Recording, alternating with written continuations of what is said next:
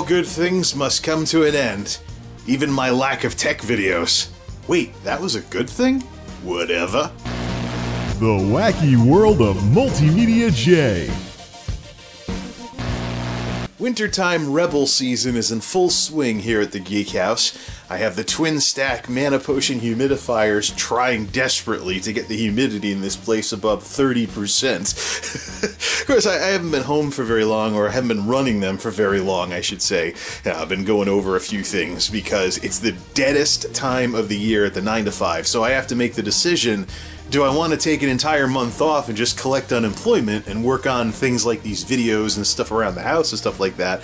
Or do I want to make more money by still going to work a little, working on a few projects in the warehouse to get a few more hours? But both options offer me better work-life balance than what's been going on for the past couple of months.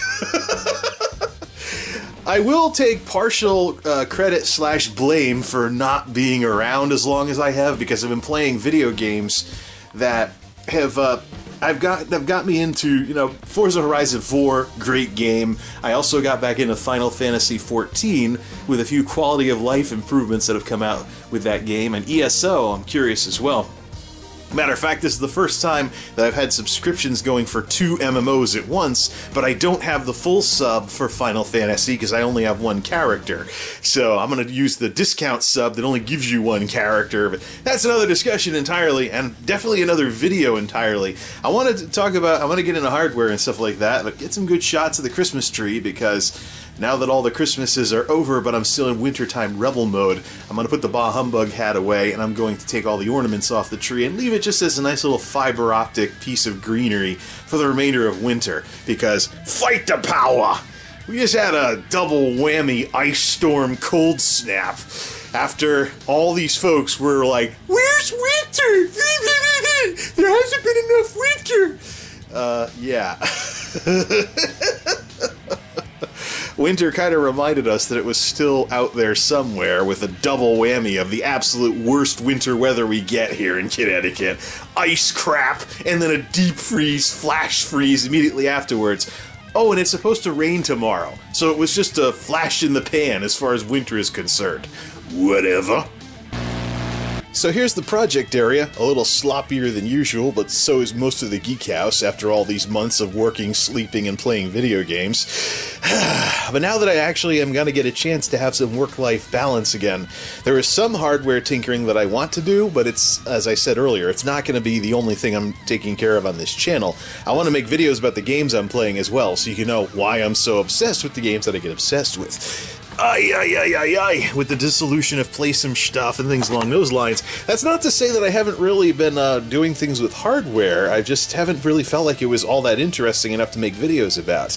It's little really stupid mundane stuff like flipping SSDs around. I know Druaga practically built his channel off of putting SSDs and everything, but I basically caught the usual holiday sales when the stuff goes on sale. Solid State 2020, I don't know if I even need that anymore. I'm coming up, I'm getting a kind of some extra SSDs, and what really, I'm starting to amass an SSD collection of old SSDs that I don't use anymore, so trying to figure out what I'm going to do about all of that. I think my next revision of Monolith is going to have a lot more ports available inside. Well, the case, of course, has plenty of it, but I'm going to make more use of motherboards with more serial ATA ports, so I can put all these SSDs inside of Monolith and then use them for game installs and other one-off things that don't have to be backed up anywhere. Now, for backups, I'm actually thinking of no longer having a backup array, because these Orico cases for 2.5-inch drives, hard drives and SSDs, they're completely toolless. This just comes off like that, and I got an SSD in there right now, and it goes over to USB-C. Monolith has a USB-C port, and if you don't have USB-C, it goes over to regular USB 3. Bottom line is, with how fast USB is, maybe not so much with SSDs because of the limitations of the bus, but definitely plug-in drives can definitely go in these little Orico boxes, and I can leave them plugged in and only power them up, so to speak, when it's time to run backups. So if I'm using 2.5 drives to back things up, I could theoretically take the backup drive out of the system, freeing up a spot for another SSD, and then just plug it into the USB-C when I wanted to back up the system. Or even leave it plugged in externally, because this thing is completely, no external power and stuff. I do have a USB-C jack that I can use, and I don't want to use it for the phone all the time, if ever. So, I think plug-in drives may play more of a role in my systems because the whole thing with the one-size-fits-all tower thing, like what I've got with the Dellosaurus here, that's college, man. I'm not moving to a new dorm room every other semester. And as far as computers themselves go, the mixture of local data and the cloud, especially with Steam accounts and stuff like that, and account-based access to things, has kind of rendered the big tower obsolete. Matter of fact, I'm already making plans. When 7 nanometer gets a little more mature technology-wise, and if I can get myself a better job by then, where I can make more money and, make more in line with the tech background that I have. If I can make more money and get a better job, when 7 nanometer becomes a more mature technology, I want to actually have the next revision of Monolith be all 7 nanometer stuff, and then I can take the Skylake stuff and make a little console killer out of it or something like that. Anyways, we've been pointing the camera at the Dellosaurus long enough, so let's go through the project systems, or at least the big ones. Don't know if we really want to talk about the rubbish or the turd Shiba. This isn't even powered on, but I want to say the Dellosaurus has been, well, this thing is a worthy successor to the term Dellosaurus. The thing is, the gimmick with this machine is that I'm seeing how far a retail conversion can go. So, unless the power supply dies, and hopefully it doesn't take the system with it when it does, unless the power supply dies, I want whatever the latest, greatest graphics card is that doesn't require external power in this thing. However, when I upgrade Monolith, whenever that happens to be, whenever I go to 7 nanometer, then I'm going to have that 1060 that needs to go somewhere. So then and of course I can take the power supply from Tuxedo and whatnot. This is definitely the most worthy secondary system that I have right now, simply because of how much better the Sandy Bridge was than its AMD competition back in its day. Especially this being a cheap i7, because it's a Sandy Bridge i7 from 2011, 2012-ish. So, this machine has done very well, even as a secondary system that I only power on to get updates once every several weeks.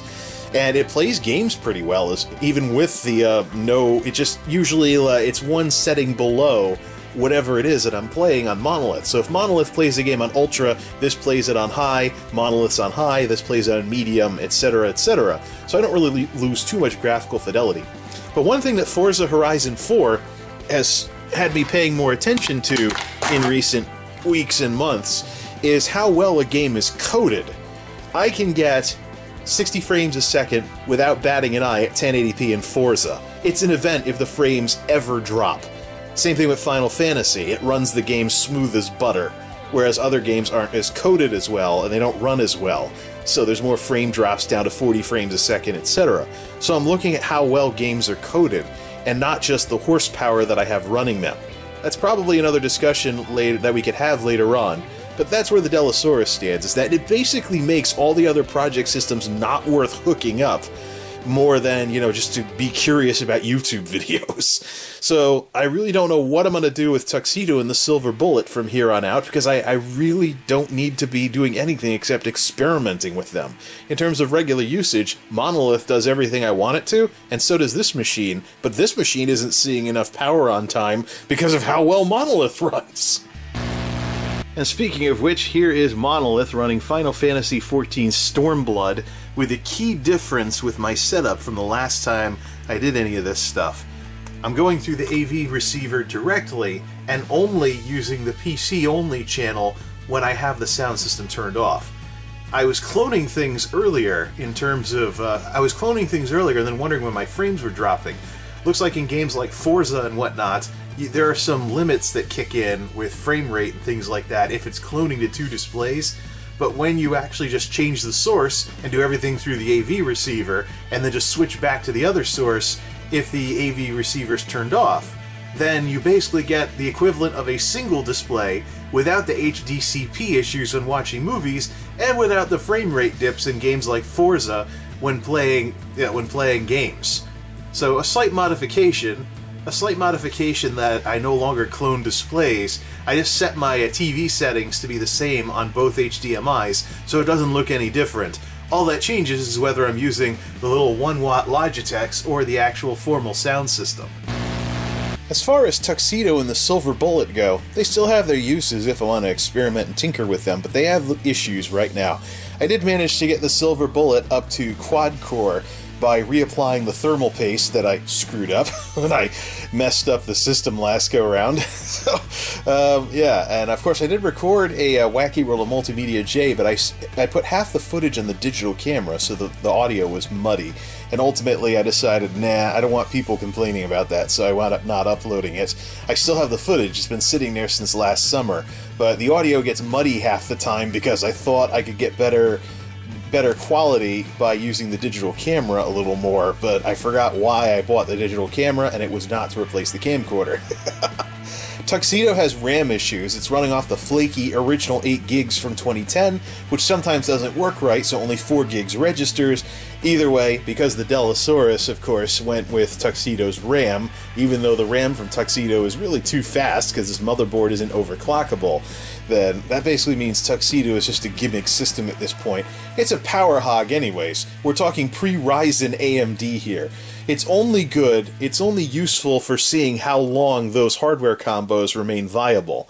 And even then, graphics cards can do a lot more for a gaming system than the processors. So it's really just academic at this point. Although, if I want to keep the Delosaurus running with the no power added card, the GTX 1060 should go into Tuxedo whenever I upgrade Monolith, and not into the Delosaurus. So therefore, Tuxedo will retain its concentrated coolness and its power supply, and continue being a curiosity in terms of how long that pre-Ryzen AMD stuff lasts. And of course we also have Core 2 era as well that we can experiment with. Right now though, I just got to, mostly RAM is the issue. I gotta max the RAM in both systems with stuff that actually reliably works before I can really do that kind of experimenting. So where the money's gonna come from for that, I don't know. At this point I'm still digging out with the whole car thing, so at some point when this car thing is off the table, then we'll be able to do online dollars for online stuff, offline dollars for offline stuff, and live happily ever after. So that's all on me though, and that might be one of the reasons why you don't see as much content from me as before, is because I spend more of my time trying to see if there's better jobs that I can get and ways that I can move on with using my tech background in a better environment than a company that has basically struggled for the last several years. Even though the folks there like me, you know, it's sometimes you just gotta make these kinds of calls. As far as Geek House 5S is concerned, I'm continuing the blue and black attack by experimenting with these cheap $30 Walmart shelves, if that even means anything. The big reason too is that they're lighter and they're more cheap to replace if I don't want to take one of these with me to my next place if I end up moving this year. However, I also want to see how quickly the shelves start to sag in terms of whether I want, from the weight of books, CDs, etc., if I want to consider using these, because I have my childhood bookshelves, which are from the 80s. They're built a lot better and they're higher quality because they were secondhand. I could always get some black paint and some clear coat to make them match everything, but it's really a matter of whether or not I can make these cheapo Walmart shelves worth it. They don't make the media shelves anymore for, you know, because you can just use the regular bookshelf for DVDs and video games and books and stuff. But I want to see how well this one holds up. And speaking of the blue and black attack, here's how it all looks, especially with the, it's just too bad that the camera's not going to do this justice for how cute that fiber optic tree looks. And same thing too with the humidifiers as well. It actually looks a lot cooler in terms of the blue lights being everywhere and stuff like that. Wintertime Rebel it is. Well, I'm gonna play some Final Fantasy here. I'm gonna play some Final Fantasy here and get this video ready to upload so that I can surprise everyone like, whoa, you made another tech video. So like I said earlier, I'm gonna mix more hardware and software together in terms of what I upload content about, so you can actually see the results of the computer tinkering that I'm doing. And I don't know what I'm going to do when. This year's a giant question mark in terms of whether I can turn things around in terms of finding a better job and maybe moving or something along those lines to make more money and have some more fun with this kind of stuff and get back into doing more technical type stuff. But for the time being, this is going to be the end of the Semper Reformanda series for the Wacky World of MultimediaJay and series in general, because I think it's just extra structure at this point that doesn't need to be there. So this is where it all ends, and whatever we do from here on out, who knows? But there's definitely things that I can still make up, I can still do uploads about hardware, software, and otherwise. Till next time, this is MultimediaJay, signing off. Thanks for stopping by.